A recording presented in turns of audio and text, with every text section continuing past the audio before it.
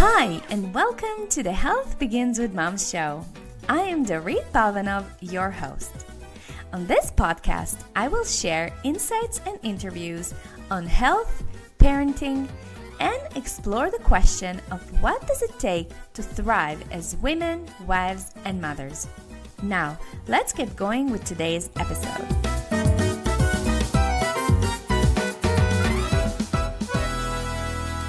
Hi, everybody, and welcome to another episode of the Health Begins with Mom podcast. This is Dorit Palvanov, your host.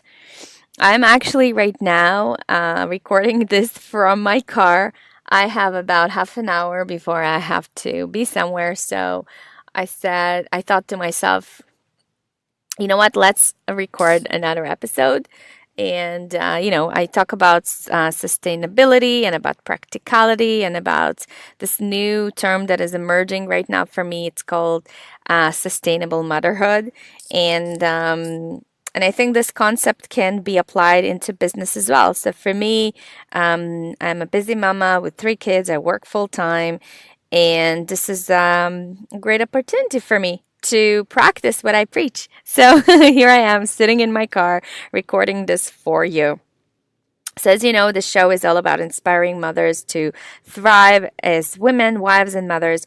And today I'm back with another short episode of me solo. In earlier episodes, I promised to keep Mondays as interview days with various practitioners and coaches. And Wednesdays would be the days I come on solo and talk to you about motherhood, parenting, relationships, nutrition, and other topics. So as you know, I'm a huge proponent for developing emotional intelligence as a skill in our children and, of course, in ourselves as well. So today on the show, I share a story which is an analogy for 2 parts of our brain that process different types of information we humans encounter on a daily basis. This is a story about 2 brothers. The big brother is the one who's responsible for processing emotions and feelings, and the younger brother is responsible for processing information, academics, learning, memory, etc. This is what we call the battle between EQ and IQ and the difference between the 2.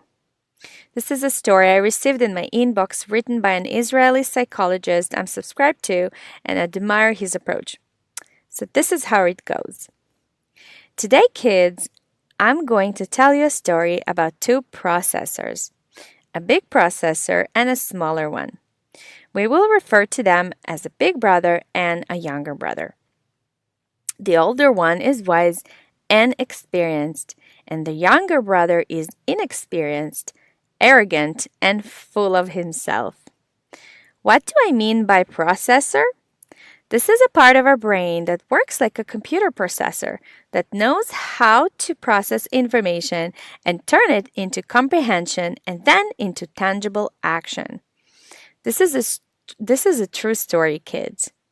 The older processor is called intuition, also known as emotional intelligence or subconsciousness, who shines when it comes to being wise about life and processes information very slowly with patience and reverence. The younger one is called the mind or consciousness and also awareness, and he is really good at thinking, analyzing, and remembering details. The younger brother is extremely proud of himself for doing well at school. He knows a lot. He reads a lot. He is what people call book smart, intelligent. The younger brother puts the older brother down and feels superior to him. After all, he is the educated and enlightened one. However, when life becomes difficult, unbearable, and too stressful, this brother caves in, becomes silent, and has nothing to say. He doesn't know how to cope with difficulties, and that is the time when the older brother kicks in. Both processors are inside of our heads. The younger one sits on the left at the front of our head, and the younger sits on the right at the back of our head. The youngster goes to school and teachers adore him. He knows mathematics, literature, he speaks politely and with manners. He's great at putting on a show. Parents love him too. They enjoy conversing with him. He makes them feel good about themselves. He makes them feel smart and successful. But the truth is that the young brother can handle small amounts of input at a given time. Too much of it overwhelms and confuses him. The older brother, however, is much more resilient. He makes millions of calculations at every given moment, weighing considerations, and produces a result. He is responsible for how we feel at the moment and for our sense of safety, confidence, and security.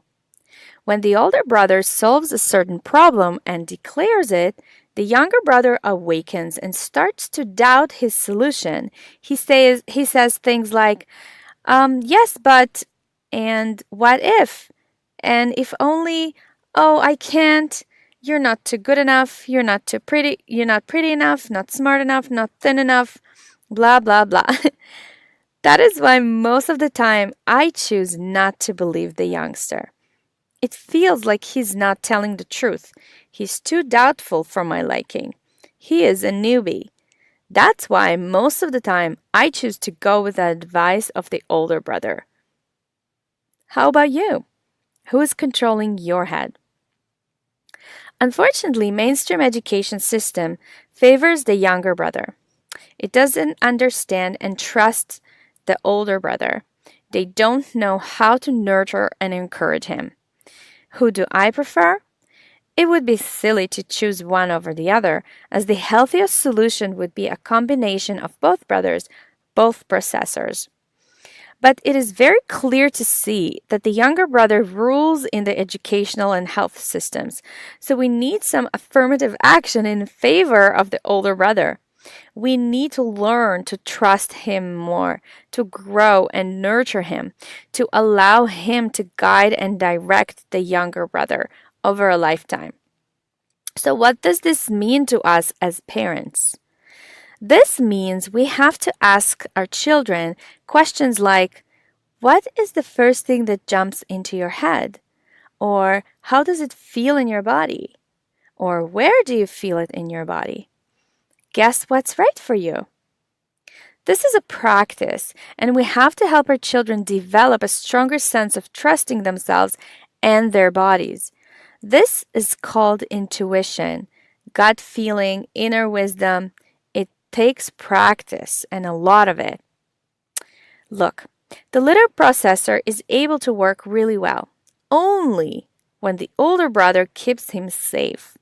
This means I cooperate and participate in any activity that gives the younger a sense of confidence in learning. I listen and pay attention to children's language, both verbal and physical. I ask open-ended questions and encourage to listen to their inner wisdom and come up with answers that feel good to them. I am patient, loving, and accepting. I believe in their abilities to come up with solutions that are right for them. I know you are busy, Mama, and there are a lot of things that need to get done in a day. Here's the thing though. Before you can help your child to tune into into his or her wisdom and intuition, it would be wise to develop it in yourself so that you can model it to them. The thing that works best for me is to slow down, sit in silence, and journal. Meditation works beautifully as well. If you're new to this, start a yoga practice of your own. If you need accountability, do it with a community. Try group yoga classes. I recommend taking classes at a professional yoga studio instead of at the gym, because the atmosphere there is totally different. You can listen to episode 18 where I interviewed my yoga teacher, Rachel, and where we spoke about the benefits of yoga for mothers. So I hope this was helpful and you found this this is a new way to think about these two forces in each and every which are present in each and every one of us. Both of them need nurturing, gardening, and practice. So if you have any questions, please feel free to hit me up on Facebook or through my email. You can find me on Facebook. I go under Dorit Palvanov. And if you want, you can always email me with your questions. My email is dorit@healthbeginswithmom.com. All right, guys, this is short and sweet. So I'll see you next time. Bye. Thank you for listening to the Health Begins with Mom show. I love hearing from you, so please post your comments and questions over at healthbeginswithmom.com/podcast. If you love the show, please share it on social media and in your real life with other moms who might enjoy this content. And if you have a burning question or topic you'd like me to hit on the show, just drop me a line at dorit@healthbeginswithmom.com. And if you love this show and really want to support it, please go to iTunes, write a review, and subscribe. Thank you so much for listening, and I'll catch you next time. Much love and many blessings.